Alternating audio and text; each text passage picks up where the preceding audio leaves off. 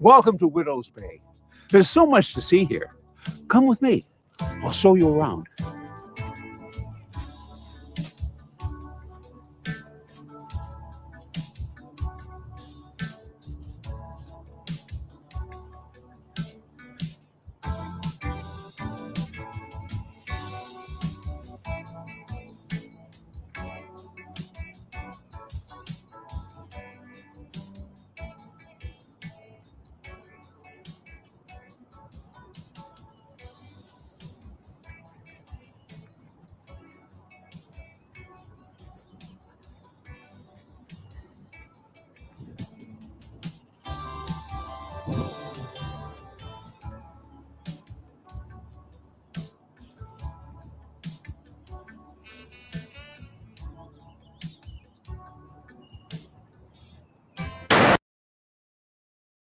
So I wanted to talk about Widow's Bay, one of my favorite shows in quite some time. I gotta say, I was going to say since Severance, but I think I actually might like it a little bit more.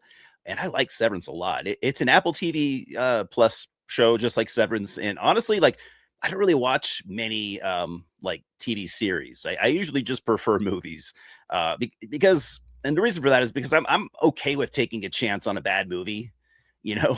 But with shows, I mean, you have to typically watch at least 1 hour long episode to see if it draws you in. I usually will watch two or three just to make sure, you know, and it's just a lot of time to throw away for nothing when the show doesn't work out.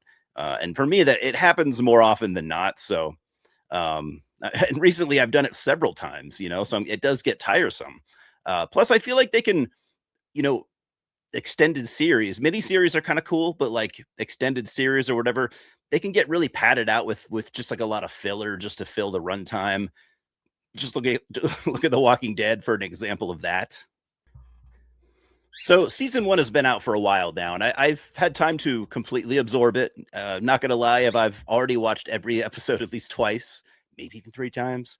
There's 10 episodes, and they range from, I think they're short. They range, I think, from like 35 to 45 minutes. Run times do vary a bit for a lot of the episodes. The finale, I think, is like 50-ish minutes, and the opener might be like 50-ish minutes as well. And I'm gonna make a bold claim. This is probably my favorite horror show since the X-Files original run. And for those that know me really well, I'm a huge fan of the X-Files. So I mean, that's high fucking praise. And not that it's much like the X-Files. Widow's Bay is a horror comedy, more or less. And I mean that in the best of ways. Because I say that because I'm not a massive horror comedy fan. Like with my horror movies, eh, it's got to be a specific blend of horror and comedy for me to like it, and a lot of the times, most of the times, I kind of don't. So, um, I've seen people call this Parks and Rec meets Stephen King, and I would actually completely agree with that. That's a very simple way to explain it accurately. I think at its core, it is a horror series. The comedy comes from the fact that the characters are very much just regular small town people doing regular small town people things. So regular people, but not remotely boring. Because you might know how I need my characters to be. I've said it time and time again, and I will always be that way. I need them to stand out from each other. I need them to have personalities. You know, I need to believe that they could be real life people. You know, and you could completely get that from this show. So thumbs up right there. The story takes place in a small fictional New England seaside town, and it's actually an island, a small island, in fact. And it's a town with a deep, dark history, deeper and darker than most towns. Because they make a point here that if you look far back enough in most towns, you're gonna find some dark shit, and that is true. But Widow's Bay it's darker than most. Um, there's a lot of lore to this town, and some even believe that just an example, like many believe that those who were born on the island will actually die if they try to leave. As long as they were born on the island, you can live there as long as you were born there. There's tons of cool Easter eggs throughout the show that are just cleverly placed.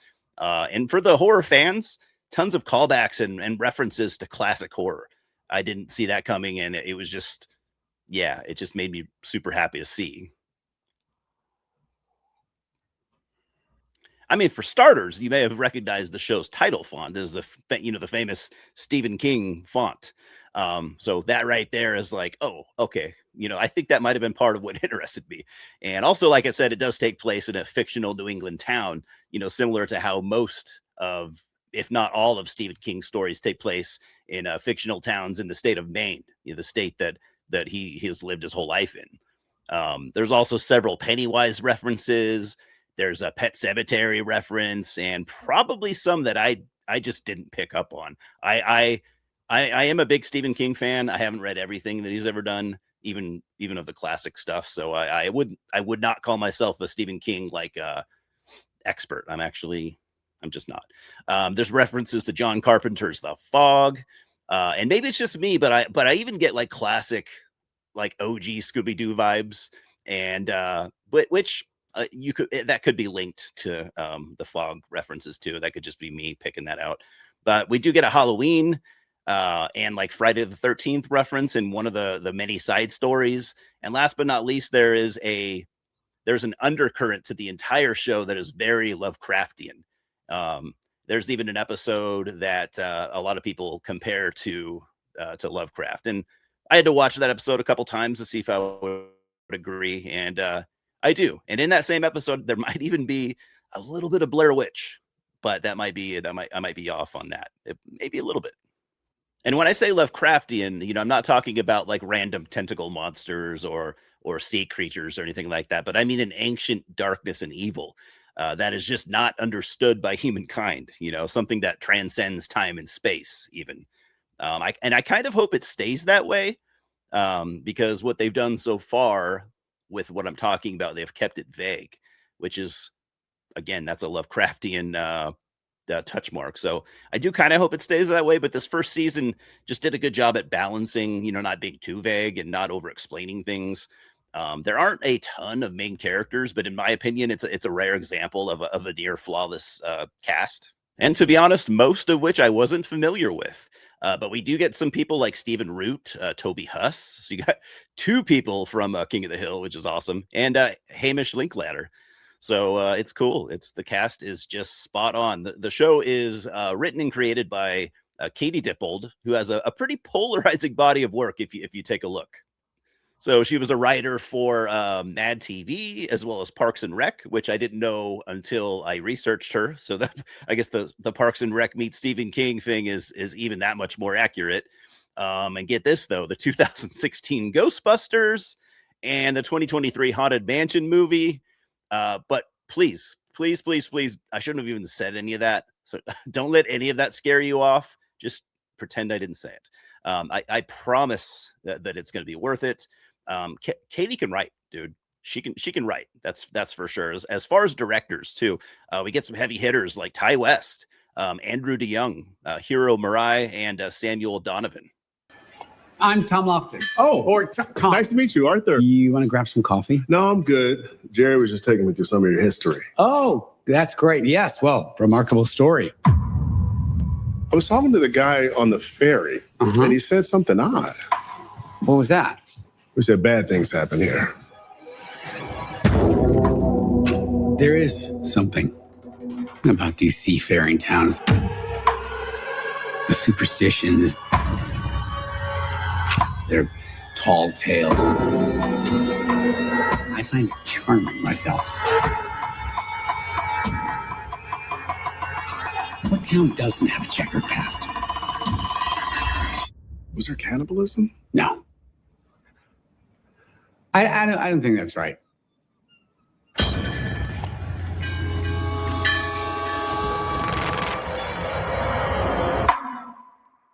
So I don't really do reviews of TV shows or series or whatever. I just don't really know how. It just seems complex and like messy. So this is, I think, is the closest I've ever came to it.